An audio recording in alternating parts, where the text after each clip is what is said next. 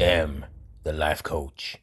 But yeah, no, but you're definitely right about the communication. I think communication is key in so many factors, and I've been in relationships where the communication has been misconstrued, um or what they said something and I've taken it totally the wrong way. I've taken it to heart, or I've been like, "Ugh," in my feelings, or something. And we do struggle as a society to know what good communication is. What do we need to take in, and what do we need to just put aside? Um, and that's why I'm interested in. That's why I'm interested in the fact that you're a networker and a speaker. You deal with people on many different levels. So what's it like then when you're like, when you're out there, you're doing your Beatrice thing? What's it like? It's hard. I have to tell you, it's tough. I had to learn all the skills of communication and interacting with people because it doesn't come naturally to me. I'm what you could call an extreme introvert, a person who doesn't really go anywhere around people until she really has to. And I can communicate very well, but it is not as if I love doing it. It has nothing to me liking it. What I really like is to spend time on my own, go for a walk along the river on my own. And if any people are coming, and especially any people wanting a friendly chat, they say, no, no, no, no, no, no. I'm walking here. I do not wish to communicate. So I'm trying to explain that the communication skills that I have acquired, I have really worked on it. I have really worked on it, and I can switch it on. The good networker, the entertaining person, the good conversation partner. Yeah. I can switch them on when I need them, but it is not as if I want to do it all the time. I still prefer silence and prefer peace and quiet. And I think that's a good thing, because if you take it the other way around, a communication specialist who doesn't really communicate naturally is going to be able to teach you the skills that go into good communication. Because she knows very well how hard it is and what you need to work on to make it work, and that it actually is work. People who love other people and love being surrounded with people and go to parties and hold parties, or whatever it is that they do, the extroverts, they've got it easy.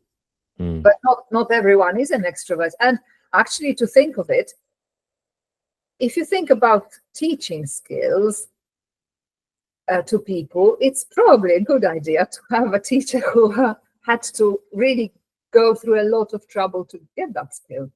Yeah. Quite possibly. So you were going to mention before about your past marriage and how communication would have helped the situation. Well, first, let me make the disclaimer: I have only been divorced once. I promise you, I did not go through 15 marriages and 25 divorces. I did not do that. Unfortunately, no. I only did this once, and I learned for life. I have to Yeah. learn for life. Yes. What was the question? Yeah. So, how do you think communication would have helped your relationship? Well, I have analyzed the situation pretty much top to bottom, bottom to top, 3 times over, 5 times back to front. And well, it happens, doesn't it? When we do things and it just falls apart, then you think, oh my God. First, you think it's his fault. It's his fault. Yeah. It's not my fault. Not at all. Not my fault. And I think, maybe, but just maybe it was my fault, but only sometimes. It wasn't my fault all the time. And then I think, oh my God, was it my fault all the time? Because I am not a good communicator. And I kind of expected, that when a man and a woman get together and they say, I love you, oh, let's get married. then that's job done for life. But it isn't. I think that was one of the toughest truths that I learned about life. That, it isn't. And after the first few months, a few weeks, maybe even, you notice that actually the communication is not going too well. And I think at that point, you should go and teach yourself how to communicate with people who you think is their fault. It's their fault, obviously, because you are not being understood. And why isn't he understanding this? And why is he reacting like this? He doesn't love me. It's often not the case. That it is not the case about the emotions and about the true feelings, but about saying what you need and saying it clearly, what you want from that person and what you expect in this relationship. And that I didn't do. I kind of expected him to read my mind. You're a very intelligent man. You should be able to read my mind. Why are you not reading my mind? You obviously don't care. Well, if you don't care, then I'm out of here. But that's how it goes. Yeah. How old were you at the time? Not telling you. That's how long ago it was, telling me. Well, I was old enough to be a wife. Good. I like we did there. Good answer there. I keep eating my hair for some reason. I don't know why that is. It's not that tasty. Not tasty at all. Yeah. Please don't. Don't. All right. So, guys, we're speaking to Beatrice Freeman, right? And she is an opera singer, comedian, speaker, professional network, resilience and networking expert. She is just amazing. She's an author. She doesn't like talking about herself, but we're going to make her talk about herself because she's amazing. So I'm Jim, the life coach. Those of you just tuning in, if you don't know, then this is where it's at. Please share, like, and subscribe and comment because I always get told I have to say that. And this is Beatrice. Beatrice, you're an amazing lady. We spoke before we pressed record. We spoke to a 2-hour conversation when we first had our conversation. I just thought you were an amazing woman. So we're gonna tackle some bits and pieces today. Gavin, I'm starting to question your thinking. I am not that amazing at all. I think I just have acquired a lot of experience, a lot of life experience, and try to find the best way through it and try to make things work for longer than you have. I'm still not telling you my age, but it is not difficult to find it out. But I don't think it is about age with people. I think it's about energy. And I think it's about clarity of communication. And I think it's about being honest who you are. Because quite often when you think that this person wouldn't understand me, but if you are clear enough who you are, people kind of go back and compute it and say, oh yeah, that's a crazy lady. I know how to talk to her. You're not crazy, honey. But it happened to me yesterday. I've been called a crazy lady, but it's much better than to be called selfish. I don't like selfish people myself. Or another way. There are much worse names than that. But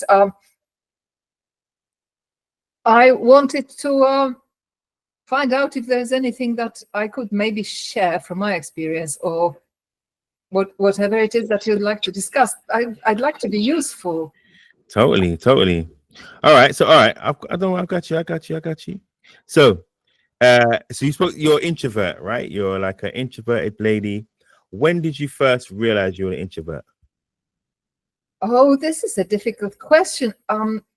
Being an introvert, I think I didn't realize it at all. I just kept thinking that other people are really strange. Like, why are they making so much noise? Why are they running around so much? Why, in order to relax, they don't go for a quiet walk with themselves, Mm.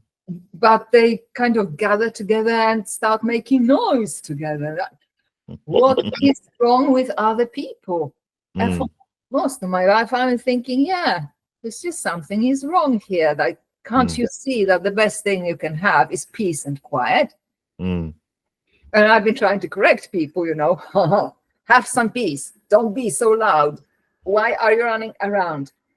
But there wasn't a lot of good response. And then at some point I thought, oh my God, it's me who's weird. And then I found out the word introverts. I thought, yeah, that's exactly what I like. I take my strength and I take my composure from silence, from peace and quiet, from being on my own and not surrounding myself with people at all. Well, I still think I am right and the other people are wrong. Yeah, of course. Yeah, exactly how it is. So how do you then, you're introverts, and then how do you then become like a speaker and then deal with loads of people and stuff like that? You obviously, is it a thing where you're still on your own on the stage, so it's still kind of you doing your thing, but you have to come outside yourself? Yeah, I'm thinking that it comes to the need that I've been carrying in myself, the need to be heard. Because I come from a very difficult background, and I didn't have a supportive family or parents who would have wanted to have me, and I kind of learned that the best thing for me is to be invisible and not getting anywhere in the side, because I get beaten up or I get told terrible things, and that has become my way of life. But then with time, you notice that you've got things to say and you want to be heard. It really is one of the needs that are basic needs, I think, in everyone's life, that we want to be heard. And now me not ever getting heard at home and learning that I shouldn't be heard, that innate needs, kept bubbling up. And then one day I thought, I just must be heard, and I'm going to find out how to do it. And I've got a lot of thoughts. I've got a lot of things that I could share with an audience. I just don't know how to do this. Don't know how to do this, but that need has powered me to getting the skills to then go and be on stage. And you're saying that when you're on stage, you're alone. Well, I like being alone. That was easy. Being on stage, to me, it's always about expressing myself. So for example, how I prepare for a speech. I never write the speech. I go on a walk in the evening or whenever there are no people, because when people see me speak to myself, they run. They want to cause trouble. So I go on a walk and I speak the speech, and I start from the message, what it is that I want people to hear from me. What is it that has been so long inside me that I must get out? And I start saying the speech to myself, and gradually it forms into a good structure, and gradually, by the time I get home, I've got the speech. So I then write it down. But I never prepare the speeches like people do, quite many people do, that they try to write it and then they memorize it.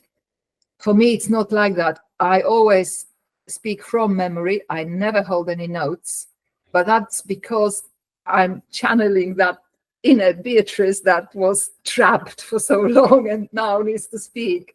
So I don't need to memorize it. It's my message that's been inside for a very long time. Speak from the heart, yeah. And I'm often told, how did you manage to memorize this long and complex speech? I didn't. Yeah, don't tell anybody. Shh, it's all right. Not get killed. But to answer your question in a very long way, apologies for anyone who doesn't want to listen to long explanations. I have got a lot of long explanations. It's my It's all right. Yes, sorry. It is that I had to learn the skills. So for communication, for example, there are 4 communication styles, in case you didn't know. There are different styles to communicate with different people. And when I go out as a networker, and I've worked as a professional networker who is paid to network in live events with people, then I listen to what that person is, what style it is, and then apply the right style to the right person. So it still doesn't come like it comes to an extrovert who just, speaks and is so happy to speak to people. It comes from, quick computation. Which way should we go? And which way is the best way? That's how it works for me. So what are the 4 styles then? Well, the first style is the best style because it's my style. Can you guess what is the best style? Improvisation. Yes, best style. Yes. It's not the style. The styles are analytical, direct, supportive, and encouraging. And yours is what? Analytical? No, I was married to an analytical style, which I discovered after the divorce. When I had I discovered it on time, things would have been different. Communication would have been better. I do not wish to get back together. No. I think he's putting it out there now to the ether now, you know. Oh, there's a disclaimer. I've got the knowledge, but we're not doing it again. So my style is the direct style. I will tell you how it is in 3 seconds. If I'm not speaking, I'm not speaking. But if I'm speaking, go, do it now. Why is it not done? Do it. So that's how I communicate. And that's the direct style. What do you think would be your style out of the supportive, encouraging, analytical, and direct? Oh, I think I'm a mixture. Aha. Yeah, I think I'm a mixture because I can do supportive. Can be direct. Don't think analytical. No, I don't think analytical. And what was the other one? Encouraging. You're encouraging quite a lot. Yeah.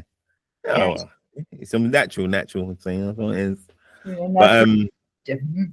But yeah, I mean, I've been trying to do what I've been trying to get you to do, which is speak about yourself.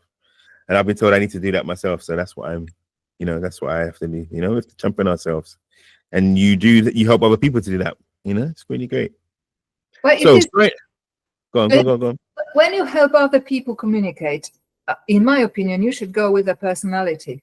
Yes. So if you take someone like me and tell me to do analytical style in speaking, I'm never going to do it. It just doesn't come naturally.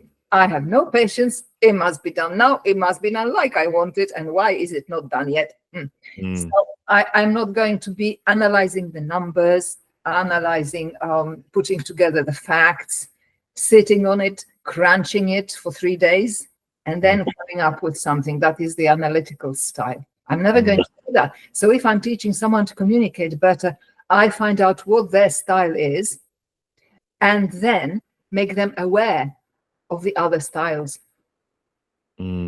Because my problem was, in the marriage in which I didn't communicate well, and I am so sorry, it was that I thought that the direct style was the only style.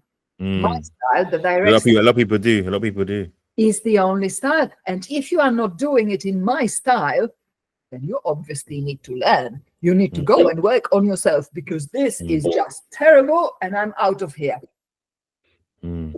So I think the key to many problems is to be aware that there are other styles. Yeah, definitely.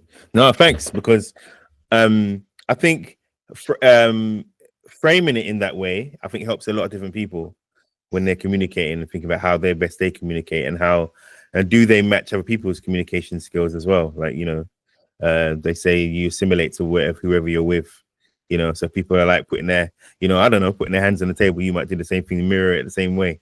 So we do kind of morph, but if you're only stuck on one communication style, you can't get out of that, then you have to learn the others and you have to learn how to do the others really well. Yes, you have to know that. You just have to know that there is more than one style, and that your style is not the only style. And if the person is not doing the same thing as you are doing, doesn't mean they are wrong. Yeah. You just need more time. For example, the encouraging style takes a lot of time. Tell me about it. The supportive style takes a lot of time. The analytical style takes more than one time at a time. The direct style is in your face. And if I go and talk to someone who is not of my style, they're going to be terrified.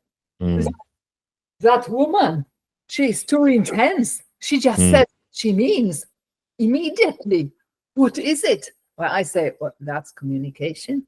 No, it's too much. It's too much. Most people need more time for communicating than the direct style. The direct style is the fastest one. Do you prefer to talk to people who have direct style? Yeah. Why is that? Is it because it's less to decipher? It is less of deciphering, and also you know where you are. With me, you always know where you are. Yeah. If you're not here, you're not there. Oh, we're going to clarify it in 3 seconds. So I find it easier to communicate with people of the same style, because they give it to me in 3 seconds, and I don't have to sit there and guess and be supportive or put in all my patience into finding out what happened. If you can tell me now in 3 words what happened. So we spoke before, and you mentioned autism, and does that play into your communication style as well, and the way that you process things as well? What an interesting question that is. How I process things as an autistic.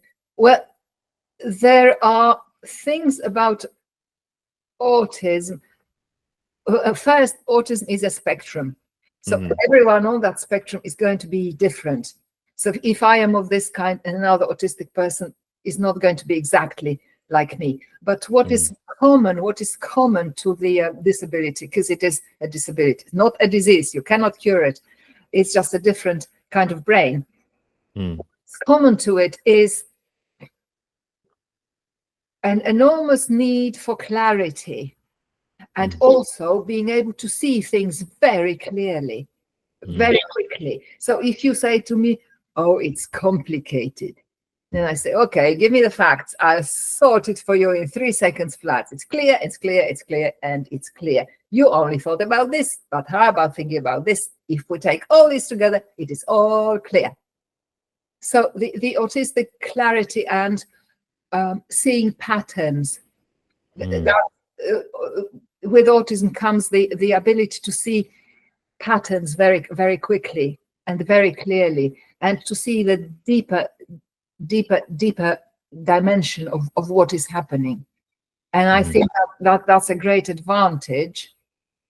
But there are, of course, disadvantages, which I think people know more about disadvantage of autism than the advantages. Which is, I get triggered to an absolute shutdown by certain things so easily that I then, a week later, I'm thinking, why did I do that? Have I not got the skills? Have I not got the brain? Why did I do that? But at the moment when it's happening, you cannot stop it. It is just coming at you, and you have to shut down. And then you sit and rock, and you try to make sense of it, and you make terrible sound, and try to process it. I can be an award-winning speaker. I can be a comedian with standing ovation. But if something triggers me, I'm not going to be able to cope with it. You will see me. I will not see me because I will not show it to you, but I will sit and rock. I will sit. Hopefully, I don't trigger you then. So, my goodness me. Do you know your triggers? Do you know your triggers? Do you know before they come, what they're going to be? One of the triggers is unfairness. When I see unfairness, it's my world falls apart. If something is incredibly clearly right, and this, what the person says, is wrong, I'm not going to be convincing you. I'm just going to go into despair. It's kind of a despair, you know. It's like despair, but it cannot be helped. And then what am I going to do? What am I going to do? What am I going to do with it? And there is the disconnected, disengaging with anything that goes, because there's so much in my head that I cannot cope. But one of the things is unfairness, and one very close to it is lies. I think it's an autistic thing that we don't really cope with lies very well, because things either are or they are not with autism. And it's very really either is or isn't. And if someone's lying to you and you believed him, and now he is saying another thing. I had that thing quite recently that I couldn't cope, even if the truth was better than the lie.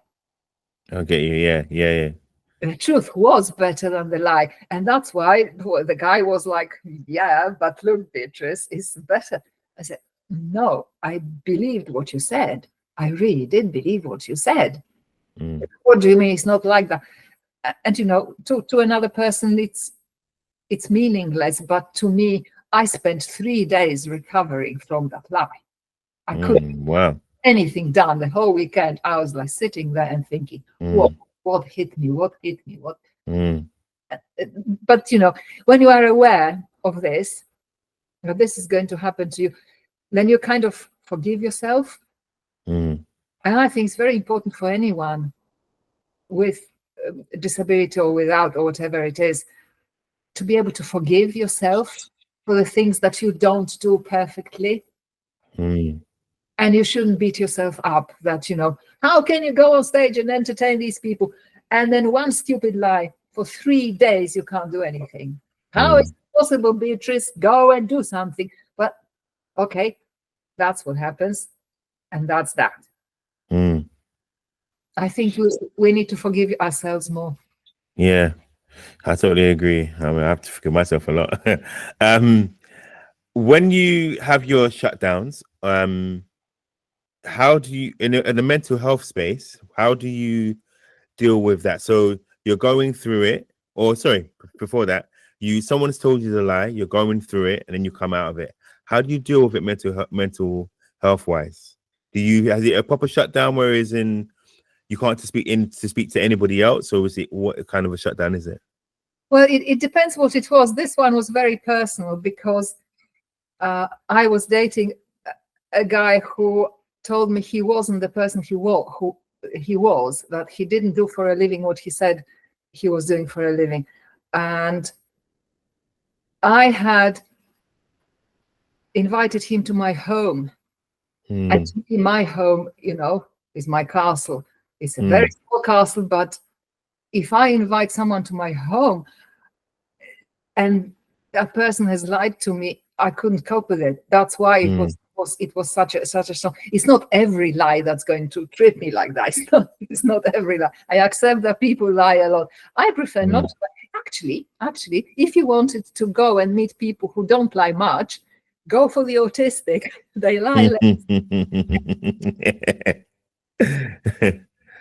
On the question of how I go through it, there's nothing you can do. Absolutely nothing. You have to wait for it to pass. So I'm not going. I know what to do now. Before I didn't, but you know, with age you find out this is what you do. I know that I have to be alone, that I have to close the door and no one can be there, no one can talk to me. I need to switch off the lights, put earplugs in, and completely switch off all my senses. Wow, like a reset. And then wait for the machine to reset itself. Mm. And then with time, it kind of, I think, this is why I think, I am not an expert, but for me, it is that with time, I noticed that there is no danger. The world hasn't fallen apart. I've got all my, legs and arms are moving. I'm hearing and seeing. So obviously nothing happened. Mm. And that makes me think, oh, okay. So it wasn't that serious. Or okay, we're back on track. Mm. But until that happens, I have to switch off absolutely everything: the sound, the movement, the eyes. I remember when that happened once to me when I was on holiday with my husband. Mm-hmm. I just went to another room, shut the door, and to me that was that. I was going, to reset gradually. But he didn't understand it. And he tried to help me. And he tried to get into the room to, hug me and talk to me. Mm-hmm. Never, ever try to go and hug a person who's having a shutdown. Not going to happen. That's much worse, because he's intruding on my territory while I'm trying to keep my stuff together. He's hug me. A hug is not a hug every time. Some just too intrusive. You cannot cope with it. So what I did, of course, I screamed, get out, get out, get out, get out, until the door was closed. I didn't see him for 3 days after that. Whoa. Because he's never seen me scream. You see, I had been an opera singer, and one thing you know about opera singers is that we never scream, because we're saving the voice to keep the voice fresh, because that's how it is. Voice needs to be fresh. The voice never screams, never, ever, ever scream. And that was the only time when I screamed, when I was having the autistic shutdown and he tried to hug me. Oh my days. Yeah. Wow. So what's the longest shutdown you've had? Done 3 days. Is it generally 3 days? Or is it have you had like a 5-dayer? No, it's not long. It depends. I mean, it's less and less. Now I have learned to kind of coach myself. Mm-hmm. That I say to myself, I'm going out. There are going to be people who are going to do what might trigger me. And I will not get triggered. There are a lot of triggers waiting for me to react to them. I'm not going to do that. I'm not going to be triggered today before I go out. And that helps. Yeah. It does. Because a lot of it comes as a surprise, and it's the surprise is what really hits you.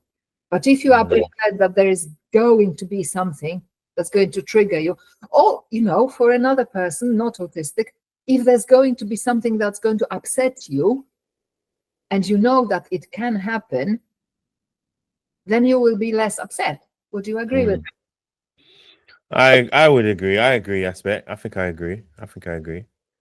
I'm not autistic. I'm not going to speak for you. But I agree. Of working with kids with autism, I think a lot of them suffer from the same. They don't deal with change very well. They can't read into some social situations. They're not very good at reading sarcasm. It's either on or it's off. Yeah, so I totally agree. That surprise or the surprise that someone could even say something that you weren't expecting would seem like something, you know what I mean? Like someone said to you, yeah, they were, I don't know, a firefighter, but really they're just an electrician. You'd be like, why have you lied to me? Why have you, especially if they came to your house? That's you've accepted them on that premise, you know? But I think a lot of people would feel the same way. But I guess the way you react to it it's just different, It's just, I think though that, my experience, my observations from life could help someone out there. One thing is, when you go out, before you go out, prepare yourself that this can happen, that can happen, this can happen. And it's okay if you get upset, but things are like that. This is life. And maybe, don't take it as seriously as you would. And not Do you think- everybody. have you got better? Have you gotten better? Have you got better in it then? Have you got better Yes. doing Yeah. that? I have got better with it, but it has taken a lot of time. Lots of time. But do you So- know what? Do you know what has replaced it? What? Anger. What? Yeah. Like, what do you mean, you terrible liar? Rather than, oh my God, my world is falling apart because someone lied. Yeah. Yeah. Do you get very sweary? Is it just come out in fury? Yeah, very sweary. Okay. We don't want to Yes, F and Jeff on there, please. Thanks. I get so sick. But listen, is that the problem? If you're swearing on your own and no one can hear you, you shout and swear on your own. No one can It's hear not too you. bad. Yeah, it's not too bad. It's Yeah. not. It's okay, isn't it? Oh, come on, tell me it's okay. It's fine. It's fine. When you are in that moment, and you're processing it, whatever, and you're swearing on your own. Yeah. What are the things that are going through your mind at that time? How could they? Is it like how could they? What kind of things is it? I'm trying to get into your mind here. Into my mind. But I feel violated, and I feel insulted, and I feel wronged. That's what goes through my mind. I have been terribly wronged because someone lied. But what can you do? What can you do? So then, I shout it out. But it seems to help if you're in great anger and sweariness, shout to yourself and no one can hear you. Shout it out and swear it out, I would say. Would you agree? Yeah. I have done a little punching of the pillows before. But what I try to do is I try to come back inside myself, and I try to sort of calm myself and regulate myself. So for instance, I would so if me and you got into an argument, not that we would, but me and you got into an argument, I'd more rather move away from your energy, and then kind of trying to regulate myself rather than stay in that energy back and forth with you, knowing I'm getting all pented up and whatever, and then make the situation worse. Do you know what I mean? I'd rather we might even have a 2 and 4, but then I'll realize, hold on, this is futile and it's not fruitful, and then I'll go off and then I'll regulate myself to try and get myself back down to earth, so to speak. But there's often times where I haven't, and I've said the wrong thing, and I've been like, made the situation worse. And I'm like, I should have said that. I think sometimes you have to own it.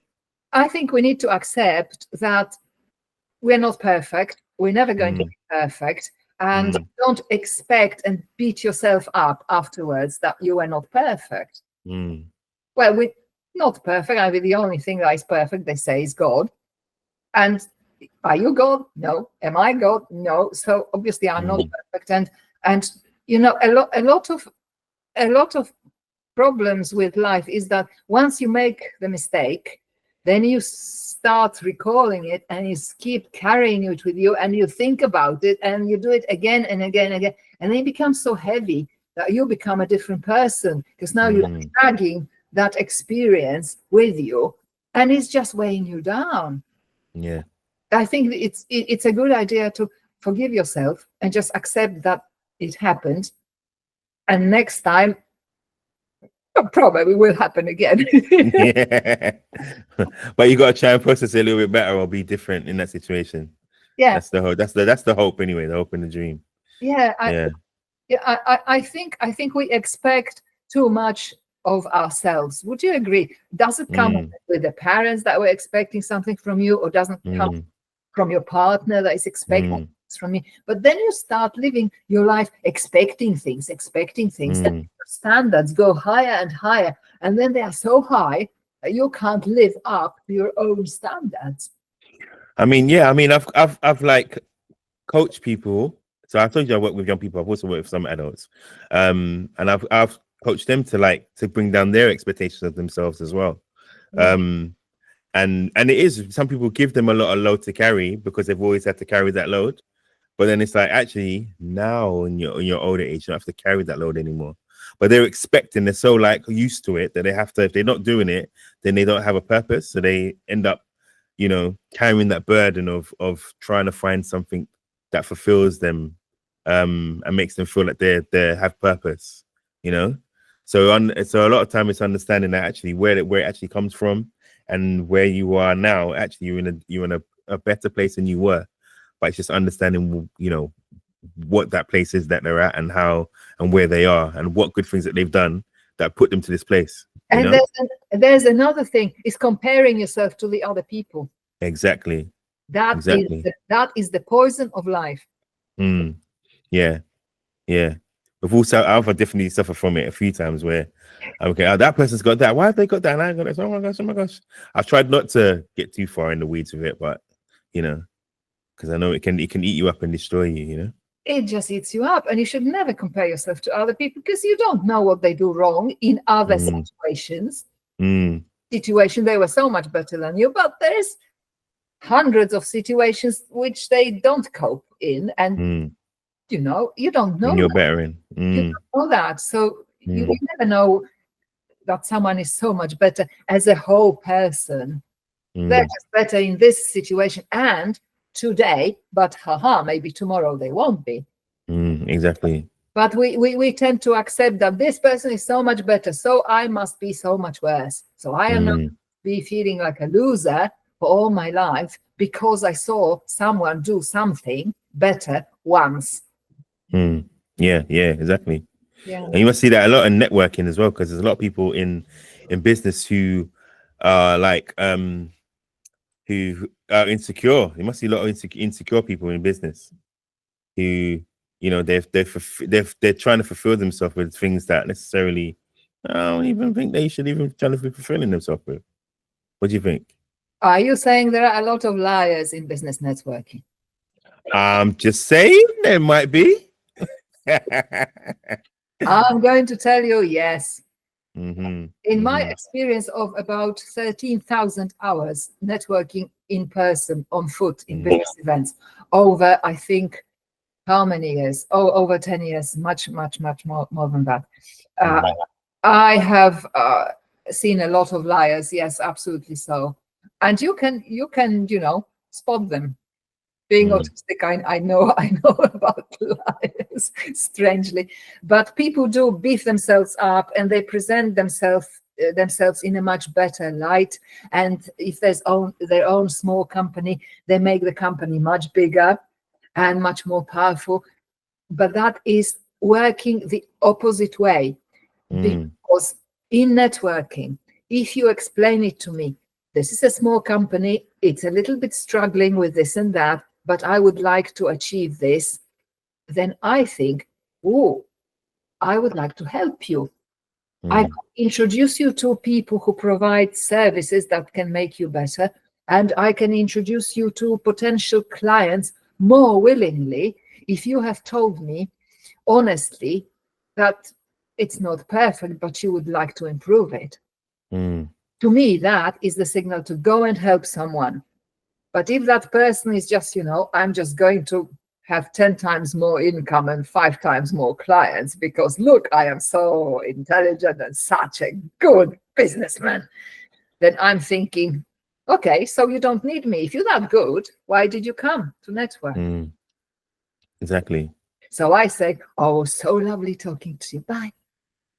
Yeah, that direct stuff. There you go. Not wasting any time. Yeah,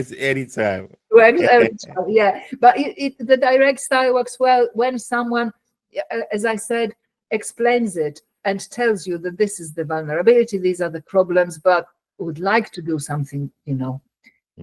Then I immediately kick in and send the person to the right person on the go. I just do a couple of messages immediately to help them, because I think that's in a way I am rewarding honesty, to tell you that things are not so well in your life. I want to hear from people that things are not so well.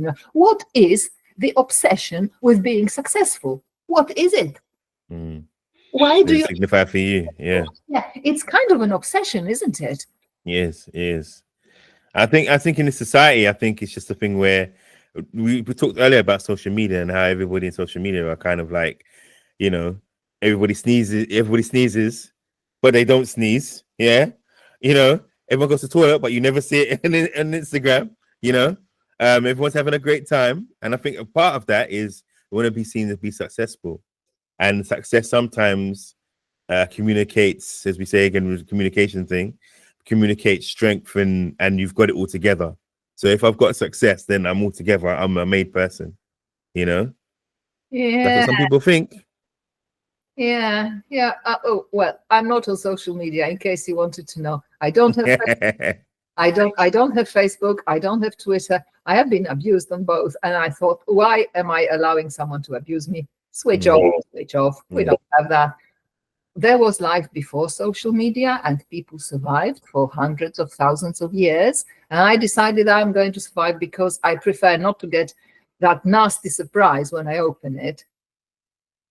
I don't want to see a nasty surprise. So the only way was to switch it off. So all I kept was the LinkedIn account on social media, because there are recommendations for my work there as a public speaking trainer, as a networker, as a whatever I've done for someone. Well, I've got the account of it, and it comes with a real person's name, and it is not, you know, paid for advertising, or it is not an anonymous someone, you know, somewhere, but you can track it down to the person and the job that I had done. And to me, that's got value. So the value of social media to me is in keeping track of what has been done for real people, and then you can read about it. But otherwise, I don't use it. It's just people tell me I should. Just yesterday, my neighbor told me I should. I mean, I think I said to you in the first conversation we spoke about it as well. Like, you know, Instagram, you can use Instagram for business now. Just use it for business, not personal. You know, a lot of people in it through there. No, to me, the barrier is that I might get insulted by someone anonymous in a way that is a lie, which I will not be able to prove. And good point. The lies that people tell about you that you cannot prove, that has become the purpose of social media. And why become the norm. So my reaction is, why would I allow that into my life if I can switch it off? I don't have to do it. So that could be an autistic thing, but you know, keeping control of what triggers you is one of these. Yeah, well done you, because some people don't even have that, and who haven't even got autism. So I think it's amazing. We spoke earlier on about your growing up. So you know, when you're younger, where are you from again? I can't remember where you said. I'm not giving you any details, young man. Why would I tell you this? Are you from certain services that want to know everything about people? I'm not prying on this. It's just for the interview from here. That's all it is. Not telling you anything about myself. There we are. Fine. She's done then. That killed the question. Yeah, exactly. It killed it off, innit? Killed the question. Oh goodness. It is what it is. I think people, when they get to a certain age, they get the right not to speak about their childhood. Fair enough. Plead the fifth. That's fine. So you mentioned we spoke about before about not being afraid. Yeah. Is that linked to your childhood that we're not going to speak about?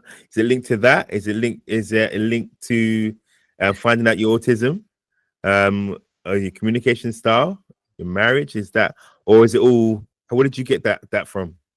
I think not being afraid is the most important thing you can learn in life. Do you know? To not be afraid, because if you take it down to every other thing that happens, many things are caused by fear, and living in fear is the most terrible thing. I had been bullied for most of my life. I had a childhood that no one should have.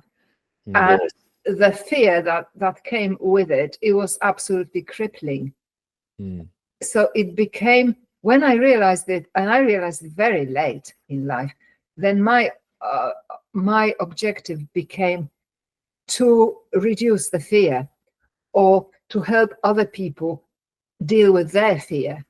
And what it is, that fear that we carry in ourselves. What is the basic fear that we carry in ourselves? What is it? You know, and I could say that having a bad beginning to life made me very strong, because just to survive the thing, the emotional abuse, the psychological abuse, the physical abuse, that was all the time there, and there was no way of escaping it. Just to be able to do that, you had to become strong, and there wasn't any choice that, oh, I will be a strong person, I will not be a strong person. To survive, the only way is to become very strong. And that will happen. And I've been often called, you know, I come and talk on stage or whatever it is I do. I've been called fearless. And I find it the biggest compliment that I could get, that where I started to where I came to, where I arrived to be called fearless, that's a really big compliment. Yeah, well done you. Well done you. especially with all the names you got on you, the names that you got, like, you know, opera singing and all that. You've done really well, really well. But the opera singing was very similar to the speaking, you know, that you mentioned at the start, that I wanted to be heard, and I wanted to show my emotions, because I never could show my emotions in my childhood. And then I took it as a default that a person does not show emotions in life. So I have gone through life not showing emotions. And that, again, like the thing about not being heard, it kind of bubbles inside you, that you really need to show your emotions, because you have emotions. You're a human, you have emotions. And to me, strangely, the stage became the safe place to show emotions. Because opera is very emotional, as you probably know, and you portray a character that goes through a lot of emotional turmoil. And to me, to be on that stage and to show my emotions without being attacked or beaten up or ridiculed or gaslighted or whatever it is, to me, to be able to do it and feel safe was the best thing. So I didn't have the thinking that, oh my God, I'm on stage, everybody's looking. I had the feeling that this is a safe place where I can show my emotions. Stage is the safe place. People have paid for the tickets. They're sitting far away. No one is coming to beat me up if I show my emotions. And it is not in the convention of opera, and they've paid for their tickets, and there is the orchestra pit between me and them. So I am safe to express my emotions. That's what went through my head. And why opera and not, like, say, I don't know, soul or something like that? Why opera? I don't know how people end up doing other things. Well, I could respond to it like a proper opera singer, that opera is the highest form of art, young man. That's fine. But I think we end up doing the music because of maybe the people that we're surrounded by. Because I didn't grow up with music. There was no music in my home, and no one encouraged me to work on anything. And my voice was discovered in my 20s when I joined university choir in Helsinki. Okay, back to Helsinki. When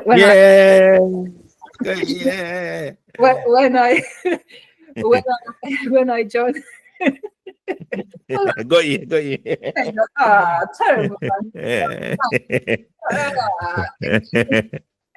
I didn't know it was going to come. It just happened. I didn't know it was going to happen. I was singing in a university choir because it was full of handsome young men. I had no social life. Being autistic, I didn't go out. I didn't socialize. But being a fully grown woman, I did want to meet. So I did want to meet people. And a friend of mine was singing in the university choir. It was a very big choir, and over 100 people. And we used to sing with orchestras in very big halls and stuff. And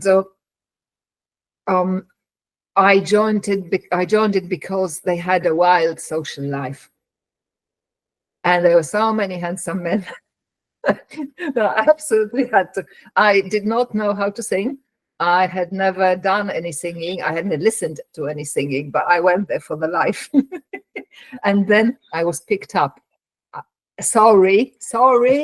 You gotta do it how you get on. It's all right. You do you, girl. You have to. Well, sorry. Okay, so there it was. Me going for the hot man in the choir, not knowing how to sing, not knowing music, not knowing absolutely anything, and then gradually getting into it.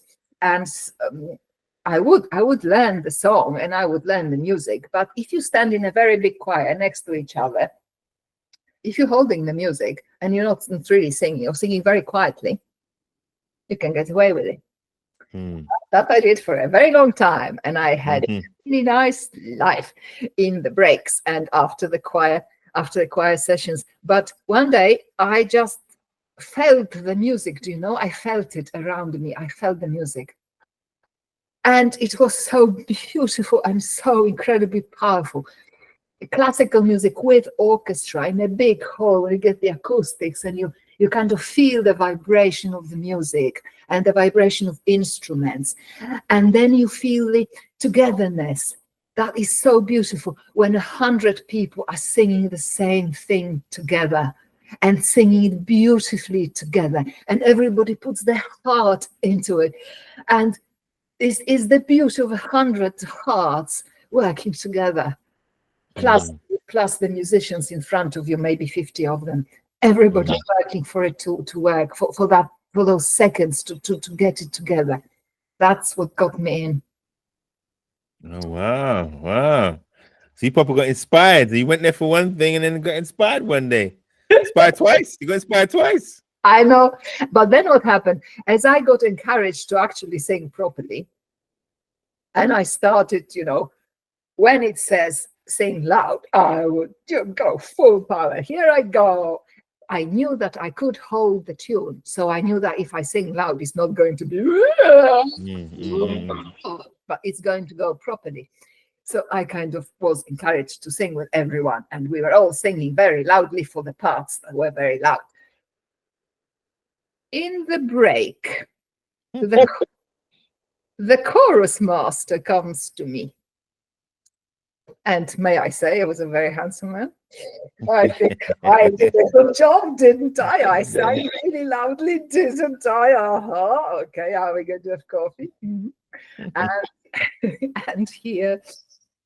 And he says, Beatrice, we've got a problem. I'm thinking, oops, there's not going to be any coffee. Is the problem? What is the problem, handsome man? And he says, your voice is sticking out. You have a soloist voice. I want you to see a specialist. I'm thinking, I've done something wrong. I shouldn't have sang loudly, because now he's going to kick me out of the chorus. Because if someone says to you, I'm going to take you to a specialist, it means that you're not going to be in this chorus, in this choir much longer. And that was the case. But he said, you've got a soloist voice. Your voice doesn't blend with the choir. When you're singing loud, that's the choir, and that's Beatrice. This means you are a soloist. I'm going to take you to a friend of mine who runs an opera company, and I want you to sing for her, because I think you've got a unique voice. It's very strong, it's very powerful, and it's very beautiful at the same time. I'm thinking, did you just say it's beautiful? Are we going to have that coffee, maybe?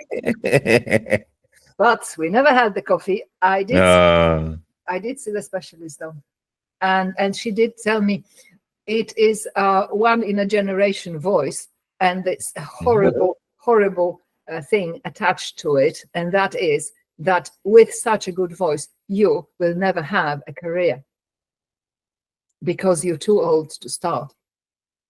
Whoa. And then, of course, I tried to wiggle my way back into the chorus, and the chorus master said, solo is the voice. I can't have you. You don't blend. And I said, what if I sing really quietly? And he said, I can't take the risk. One day, wow. do the inspiration and do a solo choir. It has to be a monolith choir. It cannot be one person, you know.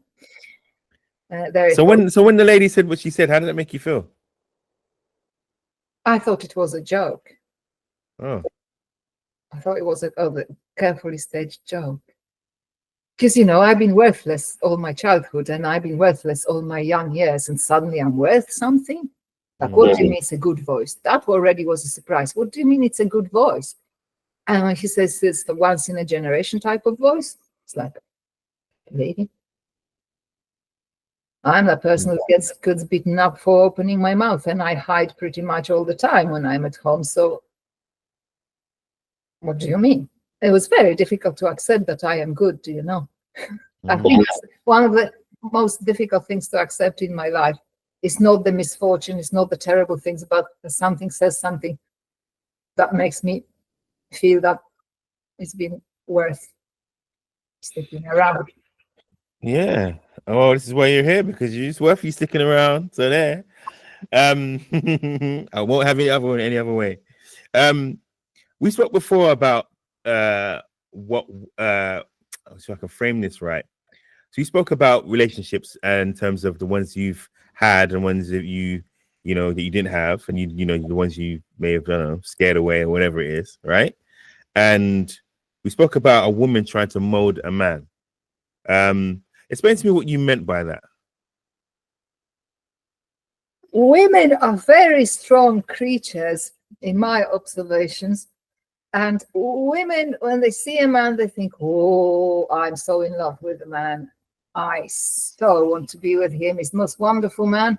And then when the man says yes, and they become a couple, oh, the first thing that goes through a woman's mind is, I'm going to mold you. You need a better dressing style. You need to eat with your mouth closed. You need not to hang out with those terrible friends of yours. I'm going to make you into the perfect man. It is now my objective to make you into the perfect man as I see it. And I think a woman thinks that she's doing a favor to the man. And then the molding starts. And I think, would you agree? Oh, you're a man. You tell me what happens then. No, are you in the fifth now? Oh goodness. Come on, tell me. No, I agree. That's right. That's why I'm nodding when you're talking. I'm going, yeah. I totally agree. That it does happen. You get molded, you know, and you get told you need to do this like this now and whatever. Yeah. Yes. And then what happens? And there is actually a whole book about it. It's a book by a Finnish author, Anna-Leena Härkönen. Read that. I'm going to say that, boy. And it is about a woman molding her man and then totally losing interest in the man because now he has become what she has molded him into, and she doesn't want that. But now he's not going back to being himself, the old himself, because, well, that was before, and now he is that person. But so she spends all that time molding him just to discover that that now he is not attractive at all after all that molding. That's a waste of time. It is a waste of time. And I think it is somehow, I don't know if it's the motherly nature or the motherly instinct that I'll just mold this nearly perfect man to be really, really perfect. Rather than enjoying the man. And it has taken me quite a long while to understand that when I see a man who is nearly perfect, I should enjoy it rather than find out that number one, number two, number three, if we improve these things, you will be totally perfect. Do that. Don't do that. Because you're attracted to the man as he is, aren't you? So then just enjoy what you have. Do not go onto the improvement list, what you can do. It is as if we're doing you a favor. We're kind of improving you. Upgrading you. Yeah. Yeah, that's a good word. You. Yeah, we are. I've seen those conversations being had by females. Oh my gosh, you dressing like this. Sometimes I make him wear those particular shoes, man, because I don't like his shoes. Or it's a program called. Have you seen? There's a program called Pop the Balloon. Uh-huh. It's on it's on social media mostly, but it's on YouTube as well. And it's a dating show, right? So Okay. you got a group of ladies, right? Will be lining up. They've all got a balloon, yeah. A man comes on and he will introduce himself and say, "Hi, my name is Melvin. I like sports and blah blah blah blah." As he's talking, the girls will either pop their balloon or keep it unpopped. Okay? Yeah, I know you're thinking, right? So some guys, before they've even opened their words, as soon as they've seen them, they just pop their balloon, pop, pop, pop, pop, pop, and it's done for him. So he can't. Then he has to do the whole rigmarole of going down the line now, and then the host asks the lady why she popped her balloon, and then she has to tell him why she popped the balloon, and then as no matter what they say, the host asks him, "Is that the right person for you?" And he has to do it for every single lady going down the line. So lots of ladies are creatures of habit. So they see one lady doing it, another lady will do the same thing, and another lady will do the same thing because he did it. She doesn't want to see the person to be the one that's not doing what she did. So she does it, and then she does it. So if one lady says, "Actually, I didn't like your clothes," the other lady will go, "Yeah, I didn't like your clothes. I didn't like your shoes. I didn't like your thingy." The guy's sitting there going, "But guys, I know. The guy's practical, so he's thinking, but I could change this. I wore this for today, but tomorrow I can wear something else." But they only see what they see in that particular time, so they judge him by that, not the potential, by what he is there. So you can imagine it takes a special person to go, well, actually, to go against the grain and go, I see more in that person than what they're wearing, and to not go and not pop their balloon. And it's very rare that happens. Do you know what I mean? Yeah. So I say this all to say that, yeah, dating nowadays for younger folk is very, very difficult. And is it more difficult than it was, say, 15 years ago? Because of what we said before, where we were talking before we started recording about how difficult it is for people to communicate with each other. Yeah. Do you know what I mean? The difficult way that we don't, the nuances of emotions and the social quirks that we don't understand. So they'd rather go on a show like that where they can just go make a decision just like that straight away, Well, I think that you should always date an autistic if you see one. Because autistic people have got that sense that they immediately know what's inside you. And they immediately know the value of it. And once they see it, I think the autistic love is the best love in the world. It's the true love. It's the deep love of the deepest parts of you. And it doesn't expire. Of course, it comes with, shutdowns and triggers and stuff. But if you can spot an autistic and they are in any way attracted to you or you're attracted to them, go and try it. Don't be afraid of the bad things that come with autism. Just you are going to get really, really intense, deep, true love of who you really are. It has happened, and I recommend going and trying it. Have you seen any autistics lately that you would like to date? I mean, there are. I reckon there's lots of people with a little bit of autism in them anyway. They're on the spectrum somewhere.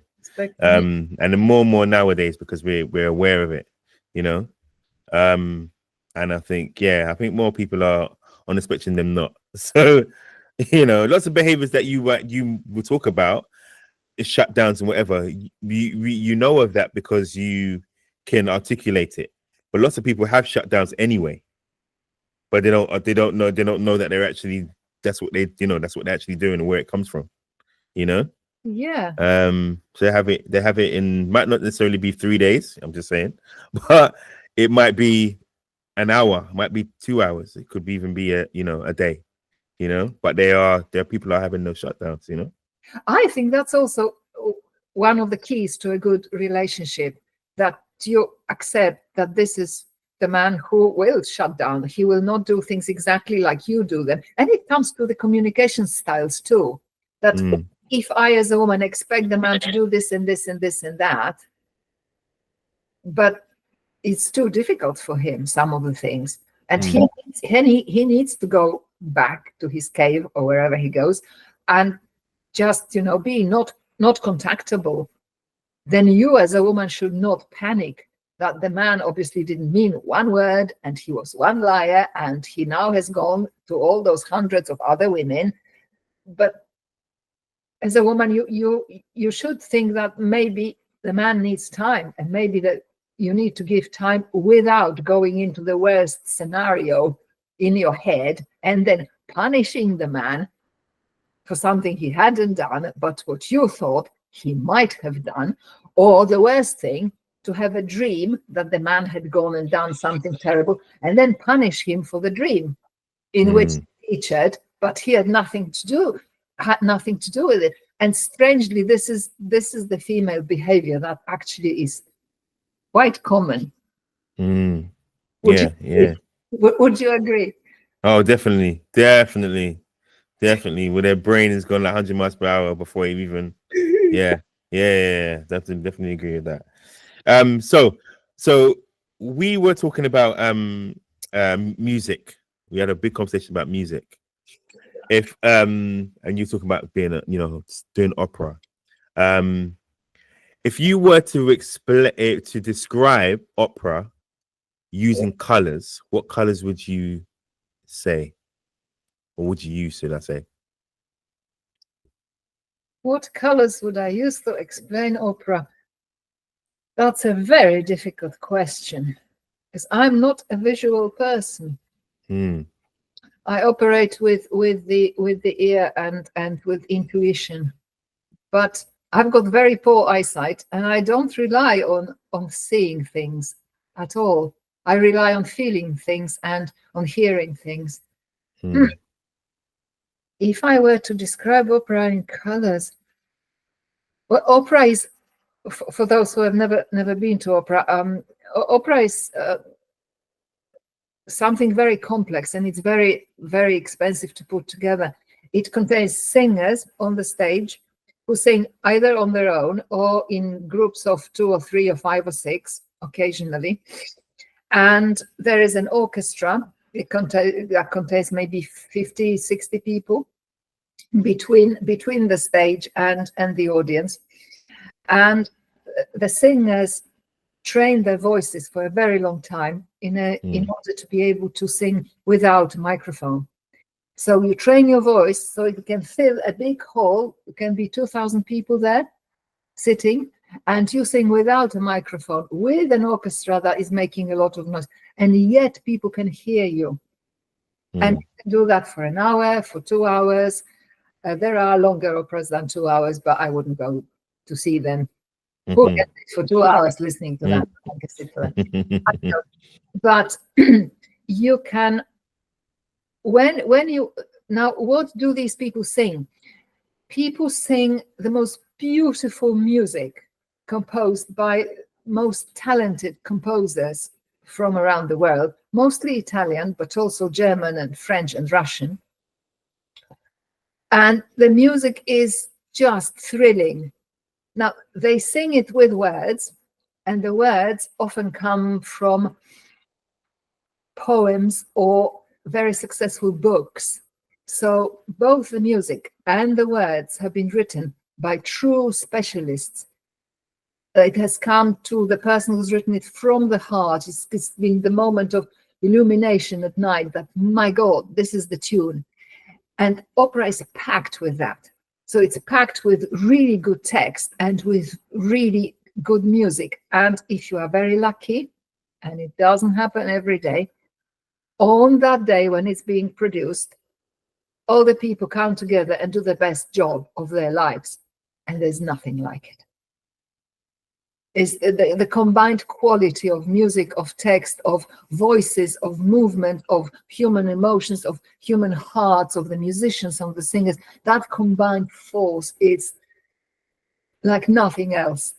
It's bigger than life.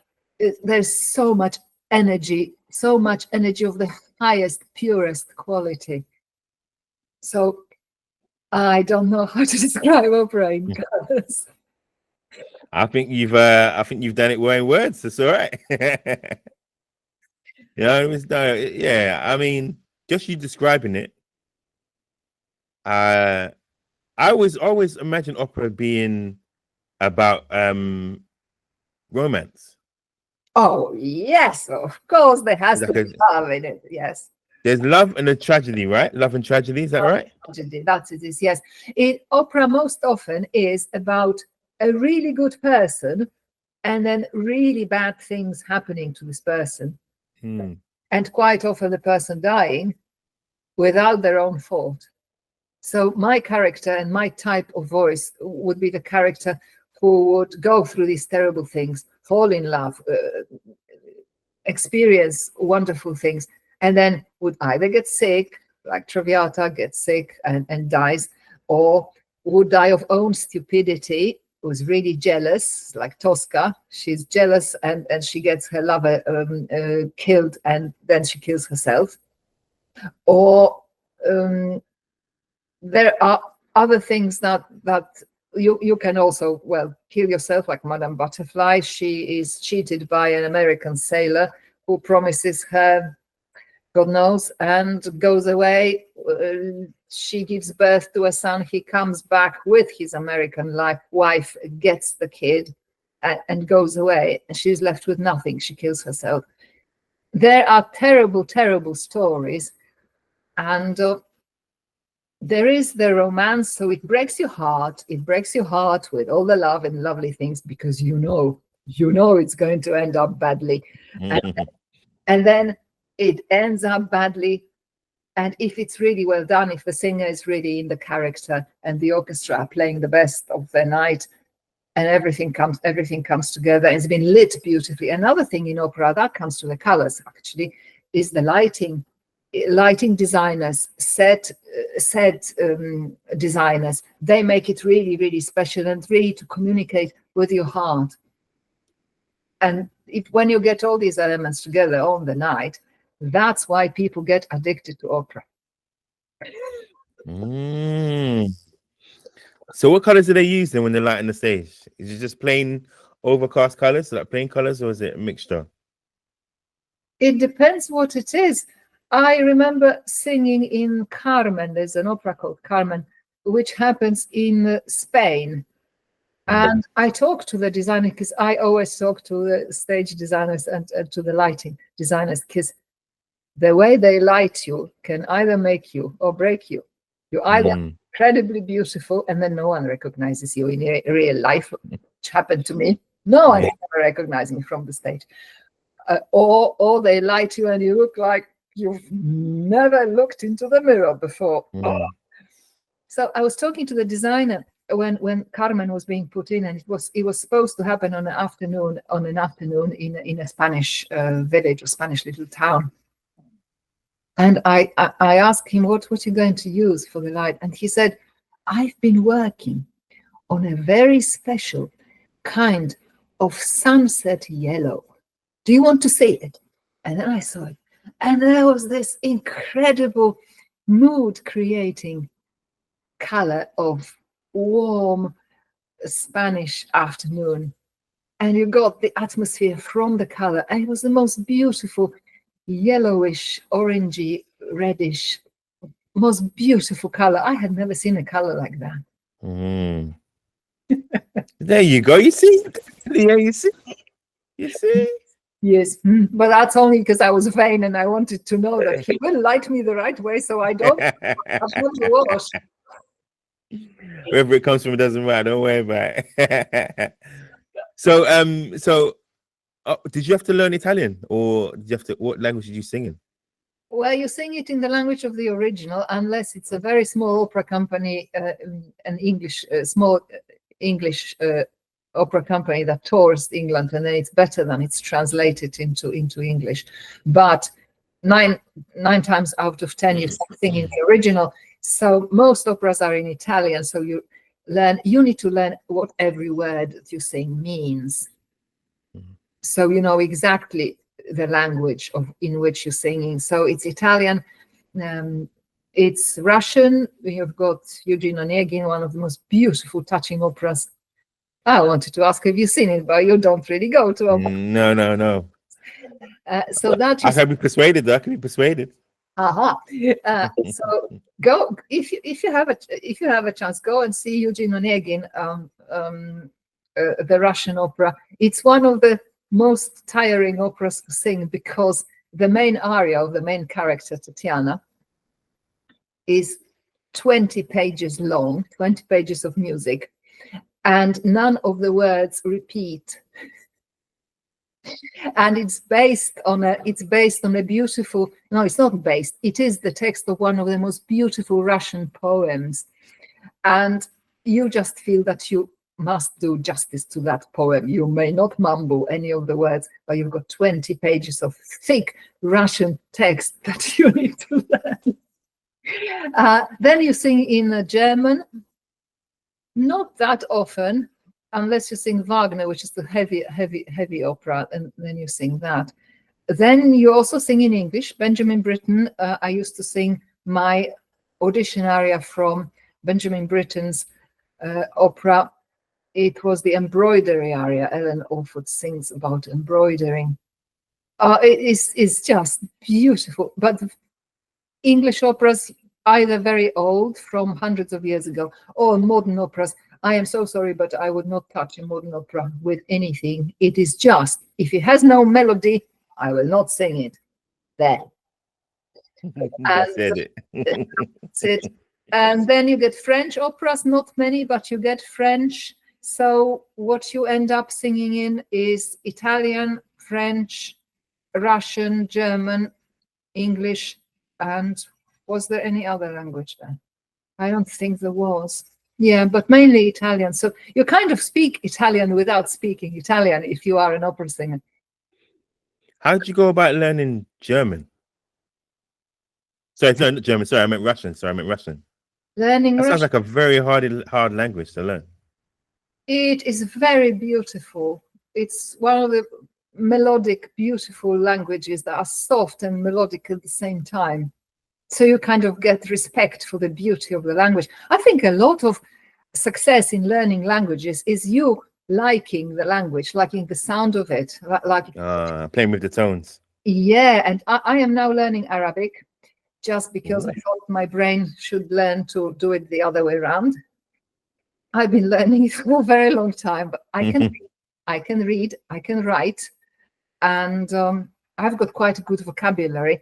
I go on TikTok and watch people speak in Arabic. You're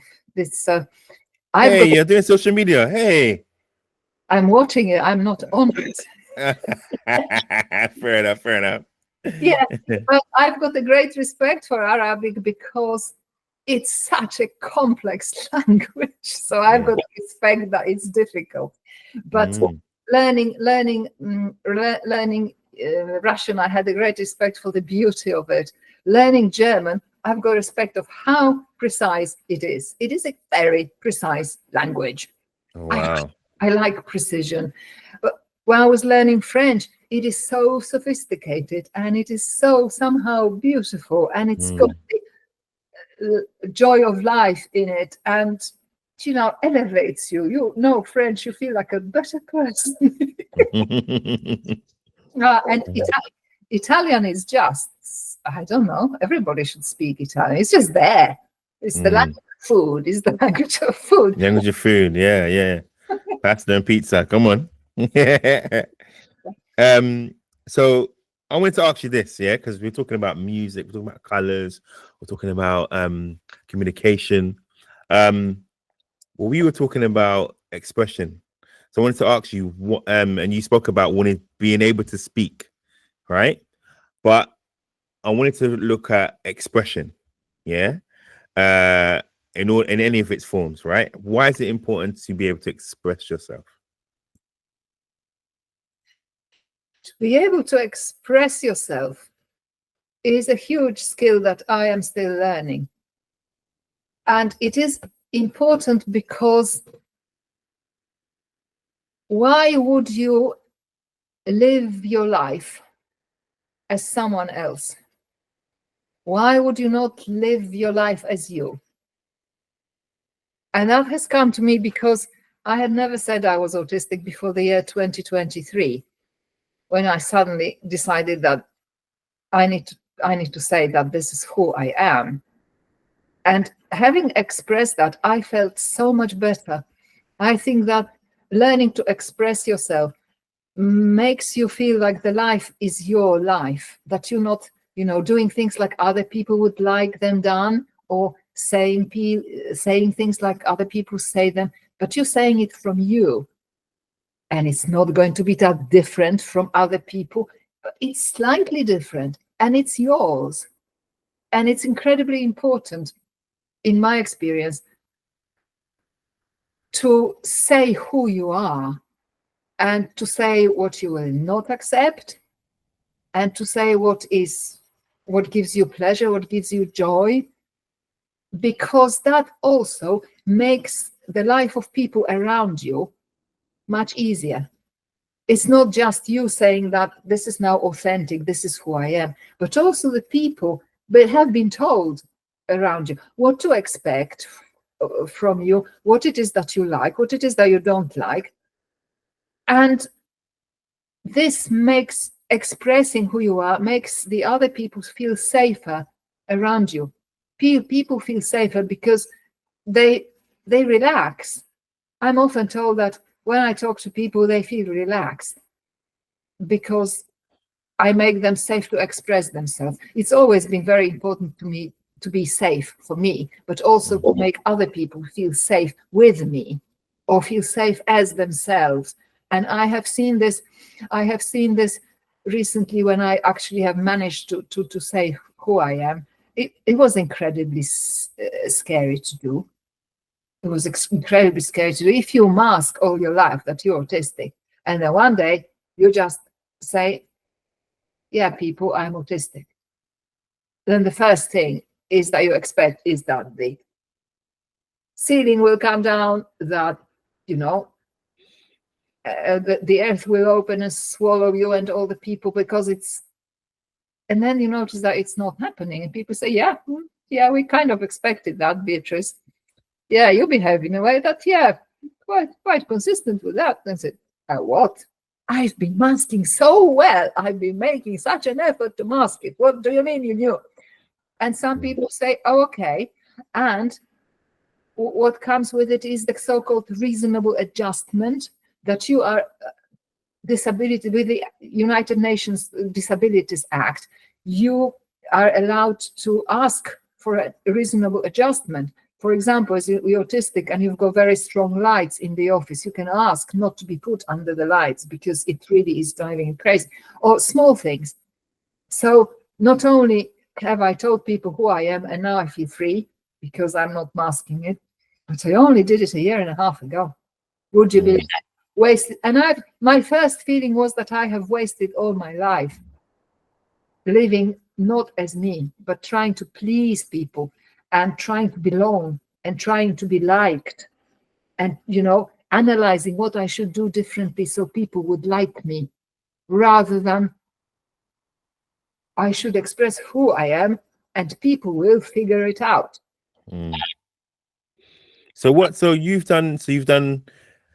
you went from not being able to communicate or express yourself as you wanted to. You went into different aspects that we've done the opera, we've done the networking or whatever. At this point now, where you are in your life, what does this point now signify for you? Well, I'm looking at it and I'm thinking I've achieved quite a lot of things. I've done quite a lot of things. I worked in 5 professions. I've won several awards. I've written a book which has helped a lot of people network better who are afraid of networking. So that's quite a lot to do in a lifetime. And I look at it and think, what is missing, Beatrice? Beatrice, what is keeping you awake at night? What it is that you haven't done? Now tell me in 3 or 4 words, or maybe use a whole sentence, but tell me now, because I'm a direct communicator. So when I talk to myself, I also say, tell me now, Beatrice, you must tell me now. So I now have come to the conclusion, the only thing I haven't done, I have never had a successful relationship. Ah. And what I should do now is not to publish my second book, which I have prepared, but to turn my second book into keynotes, to deliver them from the stage as a public speaker. And rather than try to help people communicate better or try to help people do this and that, help myself to have my first successful relationship. So my focus is on helping myself at the moment, because I've never had it. It's something I never had. Is that because it just never worked out, or because you've been chasing these milestones and hasn't allowed you to be that person, or I think it has to do with that, me not being myself ever, but trying to be the other person. And it's me now only being myself only now. And understanding who you are. Yeah, and rather than, I think my marriage failed because I was trying to help the man, and I was trying to nurture him and to support him like a mother would do, which I never had in my childhood. So I thought it would be the right thing to do for him. And then I ended up mothering him, and then he grew up and left home. That's what happened, I think. But this time, I am myself. I say who I am, and I live my own authentic life the way I would like to live. So it's like, I would like to have my first relationship. It would be with a person that I really am, which I had never. I don't think that when you say it doesn't work out, there is no it in relationships. There's you, there's her. You are not working for it well enough for it. It's not that it doesn't work out. I don't believe in it.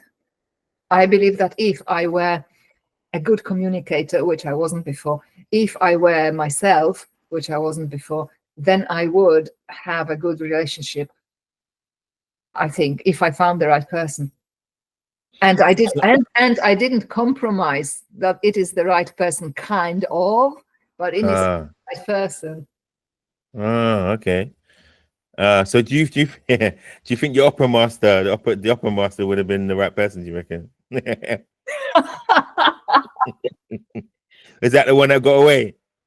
No, it's not. I'm not attracted to tall men. He was very tall. No. Just in case, if you saw a man that I might like, he would have to be my height or slightly taller, but not tall, would have to have brown eyes, would have to be kind and patient.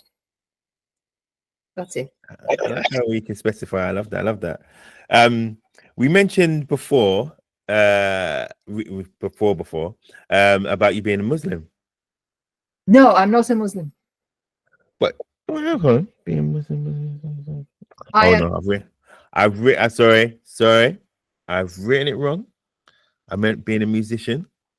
That's what I meant to say. It's nearly the same, I could say. So you say you don't read music? I do. You do read music. Do you compose? Do you compose music? Have you write it down? I don't compose music, no, but I do sing to myself while I do things, and then I notice that I've just composed the tune that I'm repeating while doing it. No, I do read music. I got properly educated in. What happened is that I was too old for the official channels, for the contests for big opera houses, and I never got to sing in a big opera house because I was too old. But I got all my education privately funded, so I worked and paid for the education that you normally would get in a college, or you would be supported by college in finding work. I didn't get that, but I got properly educated in a way that it turned out to be even better. Sometimes bad things turn into good, and rather than having a really terrible teacher in the college, I paid for the best training with the opera stars, with the production stars, with the um, orchestra conductor stars. So I have got the best training, but I paid a lot of money for it. And that's why I am not rich, because it all went into the educating of myself. But then I do read music. I did get properly educated. But I also think that music is something that you either have the thing on you or you don't. Would you agree? Yeah. I think people could. I think. Yeah, it's the whole thing. You know, in my mind, when you ask that question, I think of people who go on like X Factor, right? And they do like the auditions, and then you I don't know. Sometimes you think to yourself, has everybody got can everybody sing? Can everybody sing? Or do some people have it more than others? They just need to be tuned. Do you know what I'm saying? Yes. So when you're saying it, I'm thinking, yeah, I reckon everybody. But then, is it just a thing where only some people can be tuned to it? And because there's some people who you could be here 300 years and they probably will never. You play a C, they never have to hear that C. That was exactly in opera. You see, when you see an opera singer who is doing it, painting by numbers, doing everything like it should be done, and you sit there and think, "What's for dinner?" while she's dying on stage. That is the problem. She didn't have it. And it's like what you just mentioned. Some people have it, some people don't. And then there are singers that I remember going to a college concert once, and the singer was, half of the time was in the wrong time and half of the time was, but my God, did she have it? I believe every second of that music, I was gripped and I cried at the end of it, even if it was half not in tune and not in time. Yeah, because they've got something in it. They maybe they call it the X Factor. I don't know. But it's strangely, I think music comes from your soul and from your heart. And if it's learned and faked, then it's not music. I agree. I totally agree. Music is like, that's why I was asking you about colors. We talked about colors and tone before when we talk about before. So I totally agree. It can't be faked. Once that person, is singing from their true self, you feel it within, that's why the soul music called soul music, because it comes, come from the inner depths, But it also lends itself to opera. Opera comes from, like you said, the tragedy, the romance, or the whatever is going on, and it is the depths of that emotion that is, that comes out in that music. Do you know what I mean? And you hit those notes that makes you go, oh my God, or when it's just even just somber and it's just, it's just moving along. It's still got that soul to it, that grounding, that the root into that music to it. Like I said to you before, when I do a little bit of vocal training and stuff like that, I sometimes I put in operatics in there. I'm not going to be saying I'm an opera singer, but just in terms of the vibrato aspect to it, and be able to control your voice through different notes, being able to actually sustain it, as opposed to having to kind of hold it, stop, and then go again, but able to travel through the notes. So yes, I admire you people who actually are opera singers. Yeah. All right. That's what I'm saying. Well, I wouldn't go so far, because we are very big-headed. We're very important people, very important people. Well, that doesn't go hand in hand. We don't want to talk about yourself, though. But okay. But from what you said before, I've been thinking, if I had not been surrounded by classical music in a way of social life, but with other kind of music, then I would have ended up doing that kind of music. Yeah. It just so happens that was your vehicle. That was your thing. It just happened. Yeah. But if I met great soul musicians, for example, I would have felt it the same way I felt opera. Because music is only one music. It comes from the heart. It's the vibration inside you. It's the vibrations of the universe. It's the connection with the whole humanity. It just vibrates, doesn't it?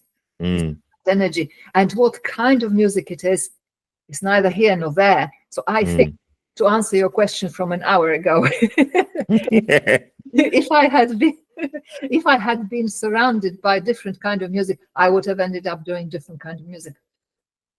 You see, and that's why we do these podcasts, you know. We go from one place to go all the way around. See, it's good, it's good. You made me think. You made me It's what we're all about. I love it to make me think, oh yes, such future. Yeah, it's good, it's good. Right. I wanted to ask you about this because I looked at your bio and I lied. yeah. I looked at your bio and it said there's a part in it where it says succeeding in male-dominated spaces.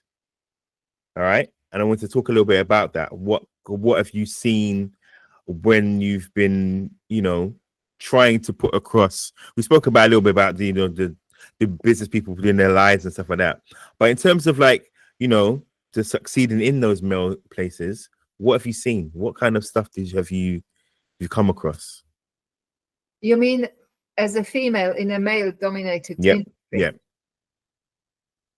I have been, interestingly enough, for most of my life, a female in a male-dominated industry. When I started, I was an interpreter for official visits, a translator that does the speaking. One person speaks in another language, and you just do this so they can understand each other and go forward. And that was a male-dominated industry. All the other interpreters were men. I never met a female interpreter. It's a very hard profession. You have to really focus, and you have to have the talent for it, yes, but you also need to be incredibly fastidious. And for some reason, men were doing that at that time. Maybe now it's different, but then it was.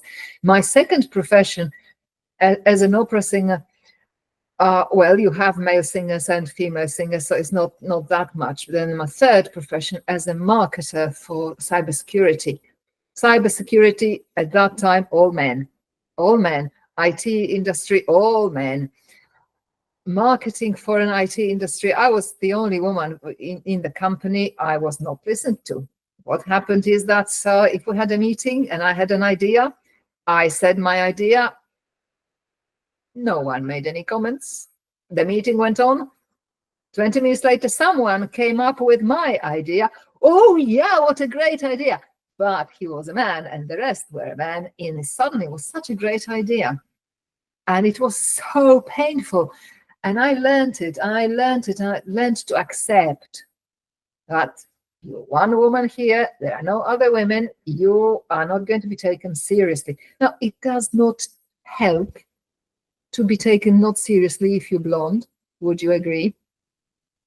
So I stopped wearing pink, started wearing black, and stopped smiling. Absolutely stopped smiling. Was so professional, all in black and not smiling. And that helped a little bit.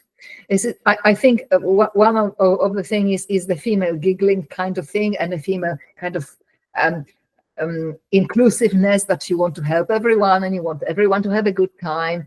In business, not going to happen. They're going to eat you alive. And that took me many years to understand that the objective wasn't that we all do a great business, that we all have a great company, that we all work towards the same purpose. No. It's just you need to be incredibly strong and to get your point across. And you have to accept that once you are the only woman, it's not going to be your show. If you want it to be your show, go to a profession where women are predominant, and it's very difficult. And what I did then, my next thing that I did was stand-up comedy. I went to the open mic in the Piccadilly club, the Leicester Square club. What is it called? Something terrible. It was the open mic there that goes on for once a month, and there were 30 contestants, 30, 27 men and 3 women. This is how I discovered that stand-up comedy is a male profession. This time I was prepared. I was prepared. That was the next thing I did. I started teaching business networking workshops based on my book. Teaching job is probably more a female job. Would you agree? Yeah. So that's It's more female dominated. Yeah. So that's the only one that I ended up after a very long career with working with. But I have to say that I prefer to work with men than with women. Women are very territorial. Women are women against women. Do a lot of politics, and they've got there's a lot of pretending. I mean, I don't want to insult any women in business, but somehow it's more straightforward to work with men.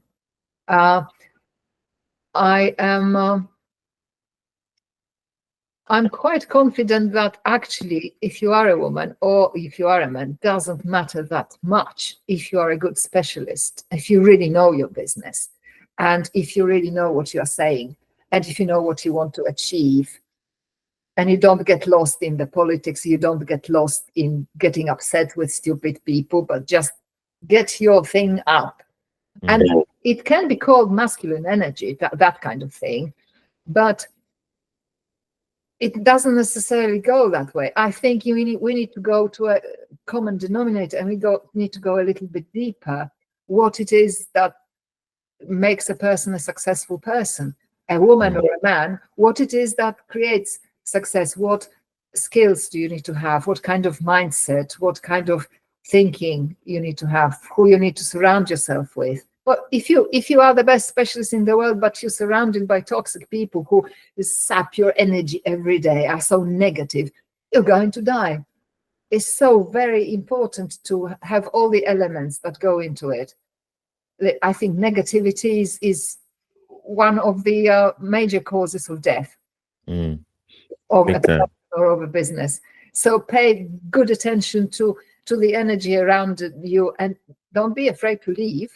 And don't be afraid to ask people to leave if they are terribly negative, because they are affecting other people, and that's just not fair. And coming back to fairness, being autistic. There you go. Make sure you get out there. Oh my gosh. So when you're doing your help with the businesses and stuff, right? And you help them, go on the right path. Is it the same type of businesses that you have all the time, or is it different types? When I do the business networking workshops, they are often for people who need to network to grow the business. So they are either lawyers in law firms, juniors in law firms to bring more clients, or there are accountants who sell their services, or there are people who don't express themselves well by nature, IT companies, cybersecurity. So there are these kind of people in innovation of all kinds, because they need to be able to express the value of their product in order to get networking done, to get early adopters, to get partnerships, to get clients. So they need to be able to interact well and to express what it is that they offer. So this differs a lot. Yeah, excellent. So all right. So what are you most grateful for?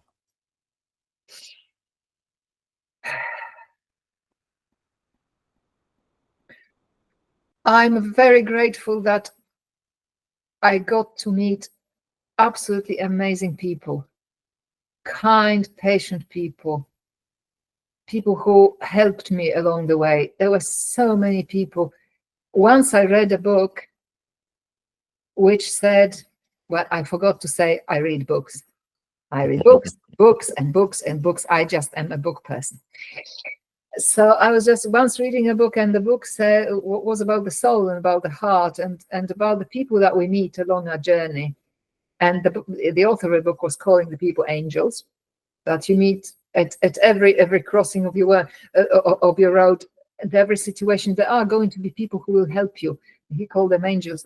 I have had a very hard life, but I have had an enormous share of angels, of those kind, understanding, patient people. Sometimes I would meet them and I would know them for a short while. Sometimes it would go for years and years.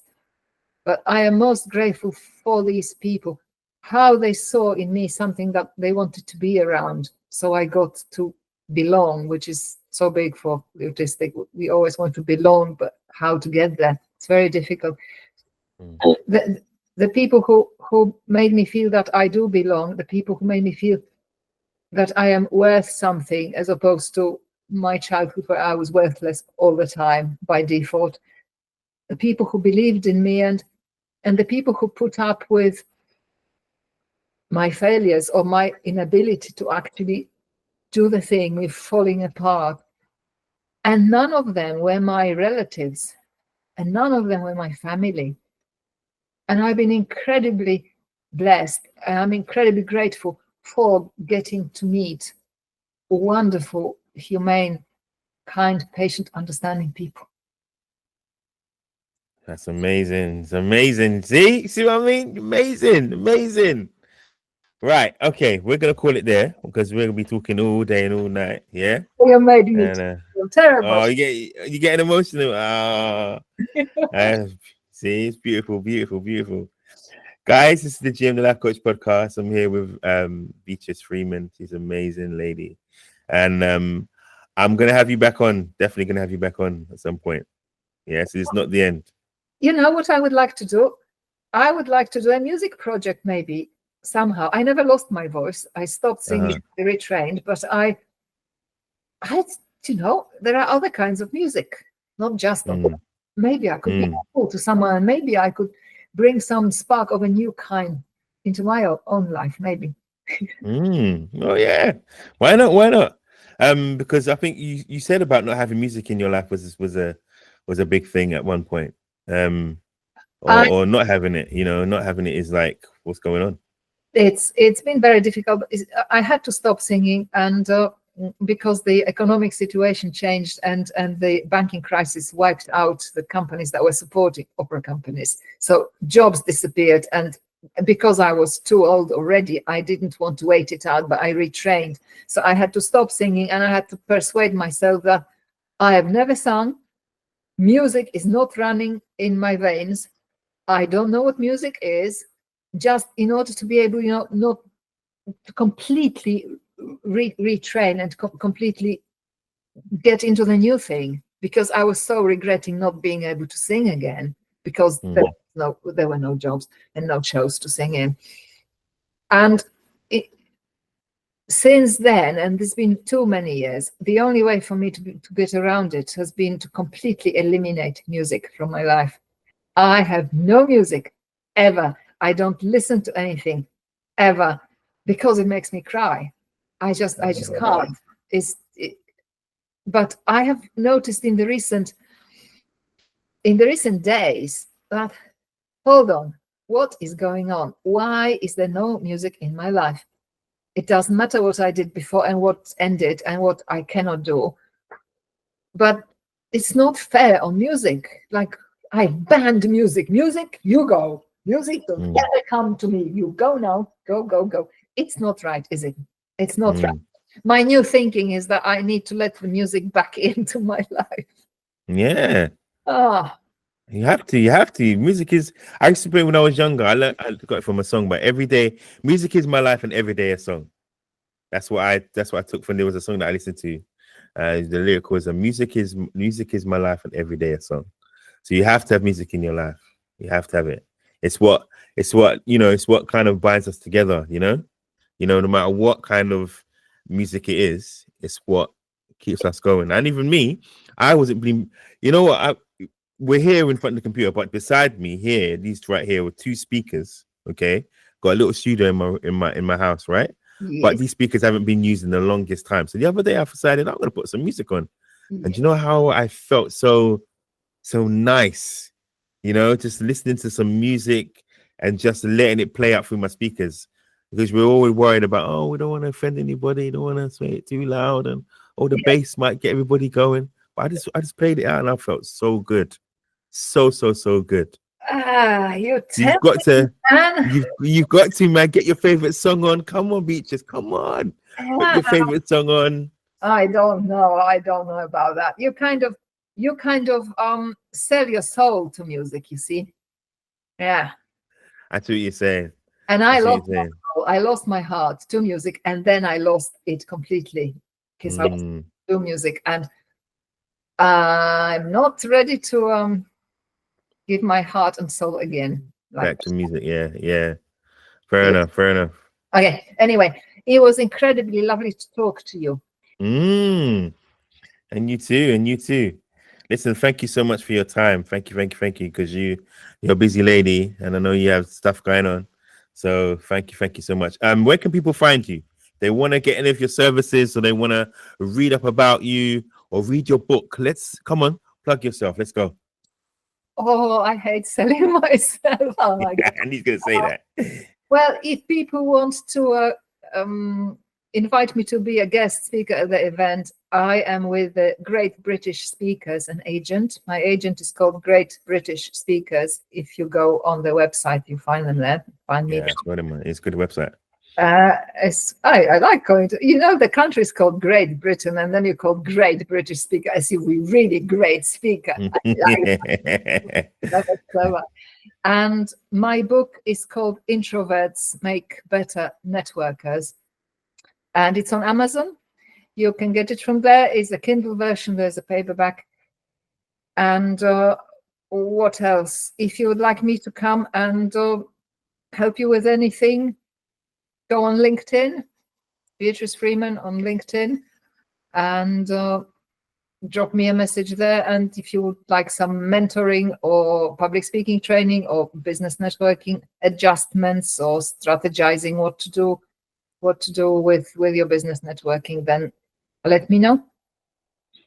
Or indeed, if you've got brown eyes and are my height or slightly taller. How tall are you? Well, I'm 171, so that's 5'6", I think. 5'6". Okay, so guys, if you're 5'6", a little bit taller, just a little bit taller. If you're 5'6" and got brown eyes, are patient, then let's have a coffee and discuss further steps. Yeah, okay, see that, right? So if you're watching this, okay, that's a good idea. Well, thank you for your matchmaking services in advance. I'll charge you later.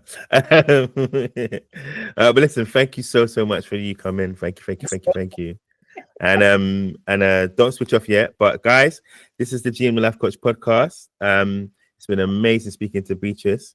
So like she said, she plugged all her stuff before. I'll try and put some links in the description as well, so you can go and check out her stuff. And please, guys, like, share, subscribe, and comment. Let us know how you liked it. Let us know if you didn't like it, or don't do that. Just tell us if you liked it. Do all those good things, and just keep sharing it stuff around, and let us know how it is for you. All right. Listen, thank you so much. I'm Jim the Life Coach, and see you later. Thank you. GM the Life Coach.